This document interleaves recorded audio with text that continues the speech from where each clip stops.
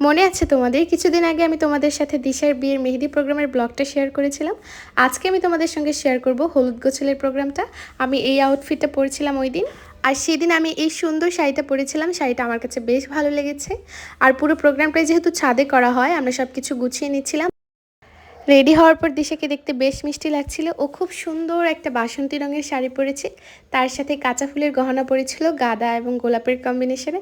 দেখতে ভীষণ মিষ্টি লেগেছে, একদম পুরো বাঙালি কর্নের একটা লুক চলে এসেছিল। এর কিছুক্ষণের মধ্যে ক্যামেরাম্যানে চলে আসে, তারপর দিশার খুব সুন্দর সুন্দর ফটোশ্যুট করে দেওয়া হচ্ছিল। এখানে আমি ওর অনেক অনেক পিকচার ভিডিও নিয়েছি। তার কিছুক্ষণ পরেই তাকে হলুদ দেওয়া স্টার্ট করা হয়। আমরা সবাই তাকে হলুদ দিচ্ছিলাম। সেদিন খুব মজা হয়েছিল। আসলে বিয়ের মেন প্রোগ্রাম থেকে এইসব ছোট ছোট প্রোগ্রামেই সব থেকে বেশি আনন্দ হয়। শুধু দিশা নয়, তার পাশাপাশি সেদিন আমিও অনেক পিকচার তুলেছি দিশার সাথে। নিজের একারও অনেক সুন্দর সুন্দর পিক তুলেছি। সেদিন আমার পিকচারগুলো অনেক বেশি ভালো আসছিল। তারপর টিম ব্রাইট লেখা এই ট্রেন্ডিং সানগ্লাসটা পরে সবাই পিকচার তুলেছি। এটা ছাড়া কিন্তু এই প্রোগ্রামটা কমপ্লিট মনে হয় না।